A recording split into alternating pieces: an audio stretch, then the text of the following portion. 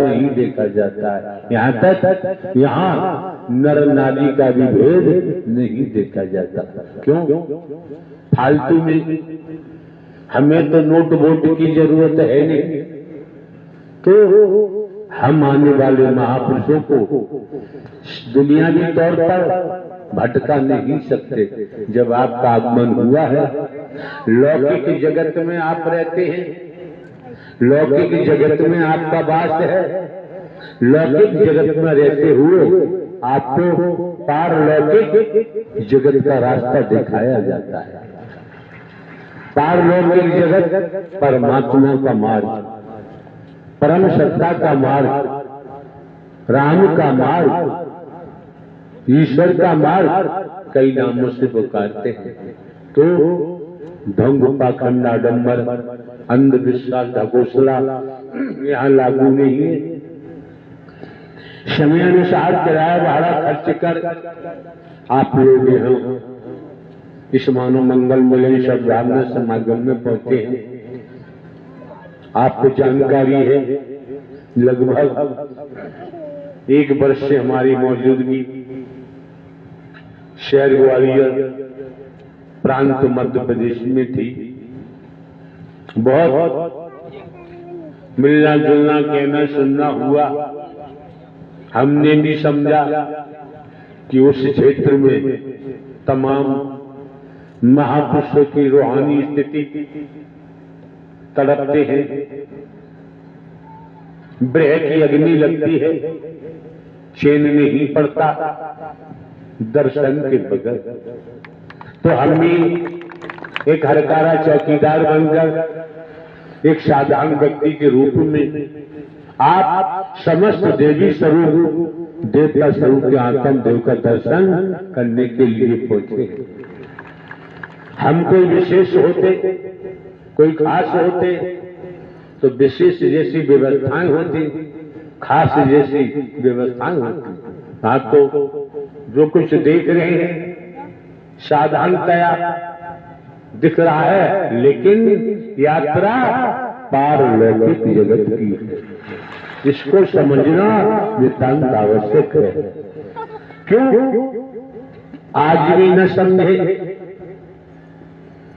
एक एक शब्द को मन लगा के श्रवण नहीं किया, ठीक से श्रवण नहीं किया, तो आने का लाभ प्राप्त होना संभव नहीं होगा। मौके बार बार नहीं मिलते हैं, समय बार बार प्राप्त नहीं होता है। उपस्थित समस्त महापुरुषों का दायित्व बनता है कि अपने जीवन को सार्थक बनाने के लिए परम सत्ता परमात्मा आत्मिक लिप जोड़े, परमात्मा से नाता जोड़े। तो क्योंकि आप न नर है न नारी है। मैं कौन हूं, मैं आया कहां से हूं, मेरा रूप क्या है, मेरा स्वरूप क्या है, मुझे क्या करना चाहिए, मैं कर क्या रहा हूं। आपको सद्ज्ञान के द्वारा बोध कराया जाता है, जानकारी दी जाती है, सद संदेश आप तक पहुंचाया जाता है निःशुल्क, किसी प्रकार का शुल्क भी नहीं लिया जाता है। और परमात्मा को संसार में किसी से धन दौलत की जरूरत होती ही नहीं है। तो आप ये भी देखते हैं यहाँ किसी प्रकार का ढोंग, पाखंड, आडंबर, अंधविश्वास भी नहीं होता है, भेद भी नहीं होता है। मौका मिला है, समय मिला है, आप लोग इस मानव मंगल मिलन सद्भावना समागम में पहुंचे हैं। जिस तरह से आप परिवार में रहते हैं, परिवार की देख रेख करते हैं, संभाल करते हैं, इसी तरह से भारत देश में रहते हैं। भारत देश के लिए भी कुछ जिम्मेदारियां हैं। भारत देश की संस्कृति क्या है, उसकी भी जिम्मेदारी है। सनातन धर्म का जिक्र आता है तो सनातन धर्म ये कभी सनातन धर्म को दुनिया में कोई क्षति नहीं पहुंचा सकता। ये सनातन धर्म कोई वस्तु नहीं है, कोई पदार्थ नहीं है। इसलिए हमें सत्य धर्म, सत्य सनातन धर्म का ख्याल रखना चाहिए। कब? मानवता को देखते हुए, मानव को गले लगाते हुए, टूटी हुई मानवता को जोड़ते हुए, बिखरी हुई मानवता को इकट्ठा करते हुए पहले अपनी पहचान कर लो कि मैं कौन हूं, मैं आया कहां से हूं, मेरा रूप क्या है, मेरा शरीर क्या है, मुझे क्या करना चाहिए, मैं कर क्या रहा। स्वयं को जान लो। ईश्वरान सजीव अविनाशी, आप तो परमात्मा के नूर हैं, तो संसार के हर भेद से बच सकते हो। अगर भेद में रहे तो बाबूजी रूहानियत के आधार पर बिखर जाएंगे, टूट जाएंगे, गिर जाएंगे। ये मानवी चोला कभी सार्थक होने वाला नहीं। एक शब्द ही काफी होता है, 6 घंटे चिल्लाने की जरूरत नहीं पड़ती है, भूमिका बनाने की आवश्यकता नहीं पड़ती है। हाँ बाबा बताओ क्या कह रहे हैं? जिस दिन से नारायण जी का वचन माना मैंने, उस दिन से मैंने एक अपने अंदर मानवता, क्या पहले मैं राष्ट्र चाहना और राष्ट्र की जिंदगी जीता था। बाबा माइक उचित दूरी पे रखो। जिन शब्दों का आप उच्चारण करते हैं वो शब्द बिखर जाता है, सही सलामत महापुरुषों के कान तक नहीं पहुंच पाता है।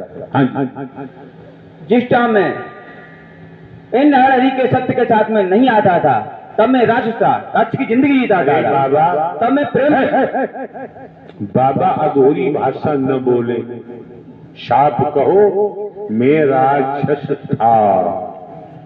एक शब्द बीच का काट दिया तो पूरी भाषा नहीं हो पाती है। जब अधूरी भाषा होगी तो क्या पढ़ेंगे, क्या सुनेंगे, क्या लिखेंगे, कैसे पास होंगे।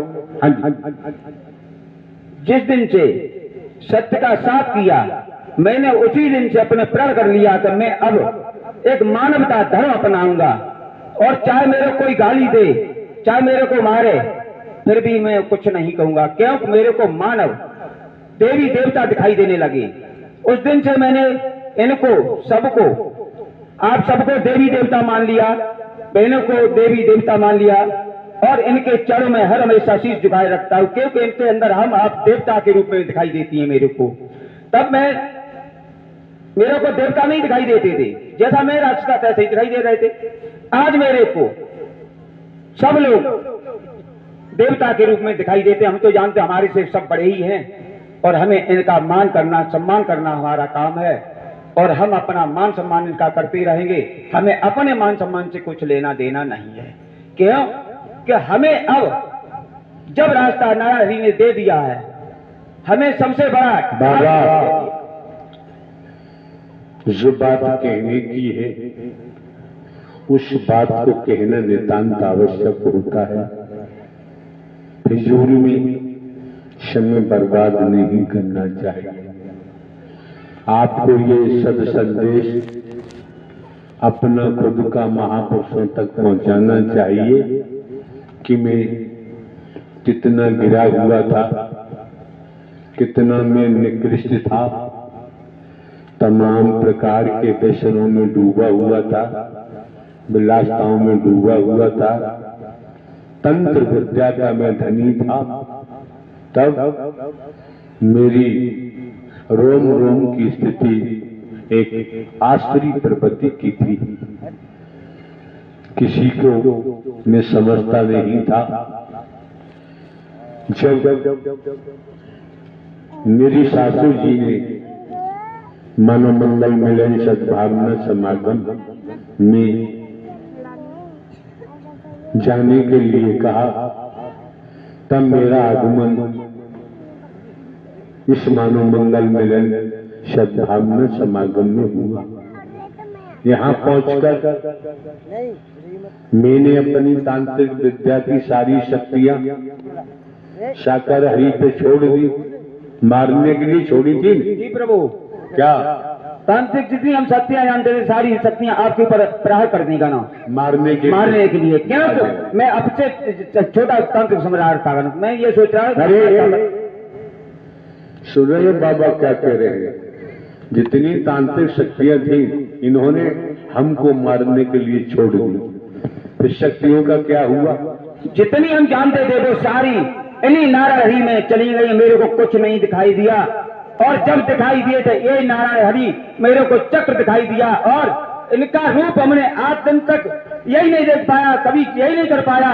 कभी बाल अवस्था में, कभी वृद्ध अवस्था में, कभी जवान अवस्था में, आज दिन तक मैंने निश्चित ही नहीं कर पाया। क्यों कि मैं जब भी देखता हूँ अपनी नजरों से कभी कुछ कभी कुछ इनको बाल अवस्था से लगा करके बुढ़ापा तक देखता हूँ। इनकी कभी मैंने एक जैसी सूरत नहीं देख पाई। तब तक इसीलिए मैं अपने ब्रह्म को, इन पथ को हर समय चुकचुकी से देखता ही रहता हूँ। इनके कैसे क्या क्या लीला करते रहते बैठे बैठे का ना। अब हमें पागल हो जाता हूँ। ब्रह्म जाने आप जाने, ये मानो मंगल मिलन, सद्भावना समागम, नारायण साकार हरि परमात्मा जो ब्रह्मांड के रचयिता है हरि नारायण, ब्रह्मांड का संचालन करते हैं, समय आने पर संहार भी करते हैं।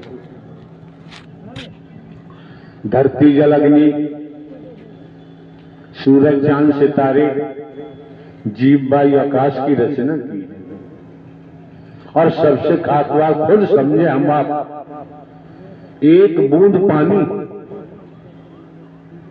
माता के गर्भाशय में पहुंचा और 9 माह के अंदर आपके शरीर की रचना माता के उदर में हो गई। माता के उदर में न कोई वैज्ञानिक बैठा दिखाई देता है, माता के उदर में न कोई सर्जन डॉक्टर बैठा दिखाई देता है। एक बूंद से आपके शरीर की रचना माता के पेट में हुई। शरीर के बाहर के अंग देखो, अंदर क्या क्या बना दिया है जो हम कल्पना भी नहीं कर सकते।